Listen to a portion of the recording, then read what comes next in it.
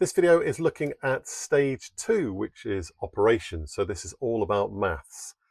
Let's have a look at typical marks lost. So there's loads and loads of things we could write about this because obviously maths is a huge part of physics and it's interwoven into nearly every single question. So we've got a rearranging formula, that's really important and related to general algebraic mistakes. Graphs and gradients and everything to do with graphs is really important.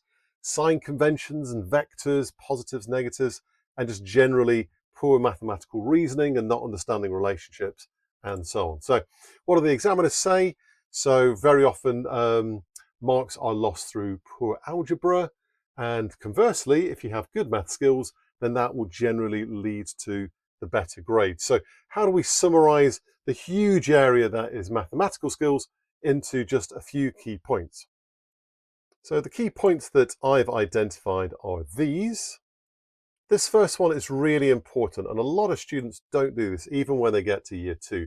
Rearrange the formula first and then substitute. It's by far the best way of doing it and least prone to error, and it's just better mathematical practice. Always check the units. So by this, we need to understand units, we need to be thinking about converting units, we need to be checking the units that we're given. That's really important. Understanding graphs, this is really important, and the question we're going to look at on the next screen will consider one of these. So consider the labels, think about the gradients, think about the significance of the area, think about signs and directions. That's very, very important. So always ask yourself, is this a vector quantity? Have I got the direction right? That's very important.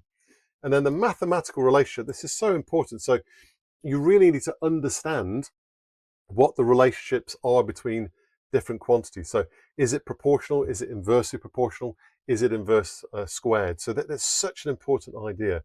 And this is your kind of takeaway point.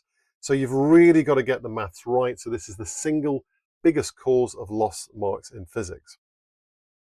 So let's look at a typical question from quantum physics. So this is something you'll definitely need to consider. So you could pause the video at this point, read the question, and maybe even think through how you would answer it. And then we'll look at a typical student answer.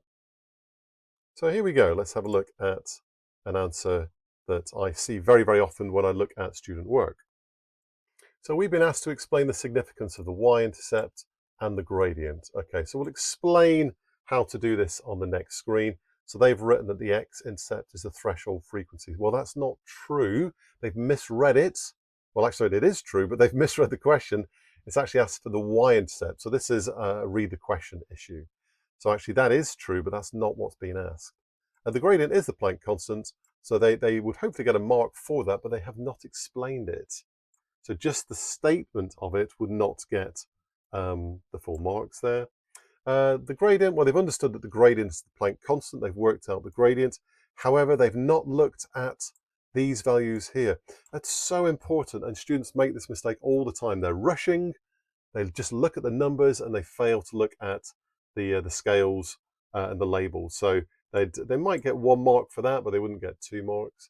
The threshold frequency, well, they've read off the value of 9, but they've missed the 10 to the 14, so they lose a mark there. The work function, well, they've remembered or applied this formula here correctly, and they've used their values. Even though the values are incorrect, they do have an answer, so they would get error carried forward there, so that's not a total waste.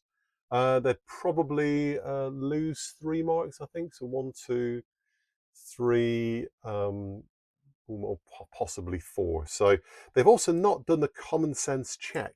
That's really important. So if they know that the gradient represents the Planck constant, we know that this is 6.6 10 to the minus 34 joules seconds. This is in the formula booklet. So they've just got focused on the maths, and they've rushed and they've forgotten to think about, does their answer make sense? So let's look at the correct answer or a model answer and work our way through this. So in terms of the mathematical relationships, if the question is about photoelectric effect, then we should write down that formula. We're given this in the formula booklet. That's a really, really good thing to do. We need to rearrange this slightly in order to make this relate to the plotted data.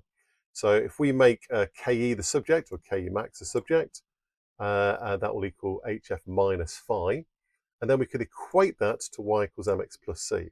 So this is a really typical thing throughout the whole physics A-level course, understanding how a linear relationship relates to y equals mx plus c. So we've plotted Ke max on the y-axis, we've plotted f on the x-axis, and then if we make the comparison, then the gradient represents h, which is the Planck constant, and the c, the y-intercept, represents the magnitude of the work function.